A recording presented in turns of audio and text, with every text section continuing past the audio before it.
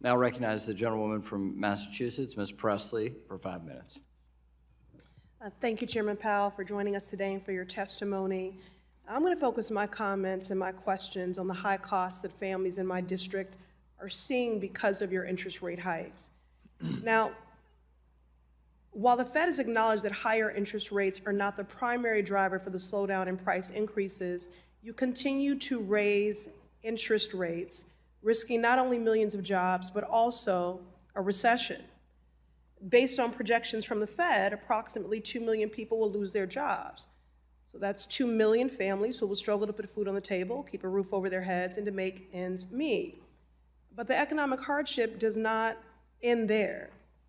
Mr. Chair, I would like to request unanimous consent to submit a recent paper by the Federal Reserve Bank of Cleveland titled Post-COVID Inflation Dynamics into the record.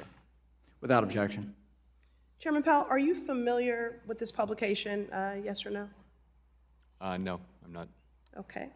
Well, let me give you some context. In this paper, the Fed's own economists predict that reaching the 2% inflation goal that you have set will be impossible without causing a recession and spiking the unemployment rate to 7.4%, which translates to millions of working people losing their jobs.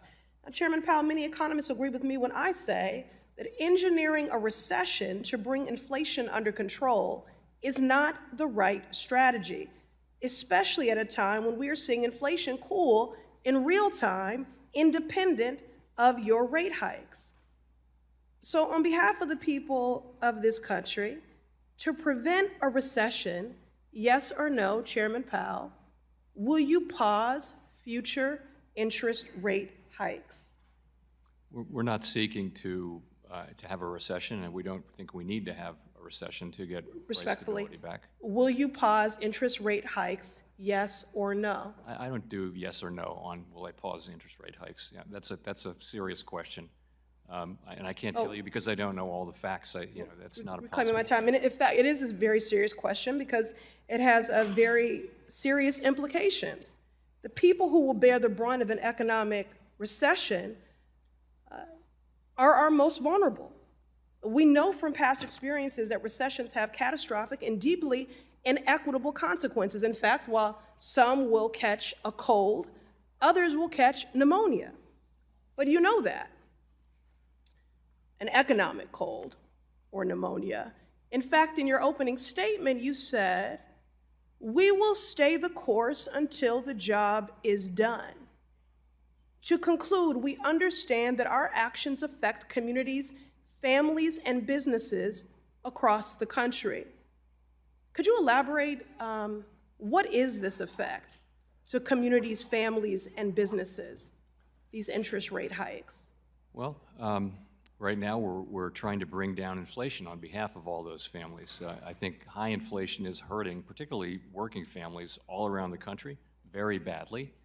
And as you know, if you're on a very limited budget and you don't have a lot of excess earnings, when prices start going up, you're in trouble right away. People, middle and upper middle class people have more resources. So we think it's absolutely critical for the working people of this country that we get inflation back under control.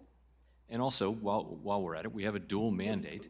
Apologies, Mr. Chair, I'm just reclaiming my time here. Here's the thing. The most devastating impacts will be to our most vulnerable.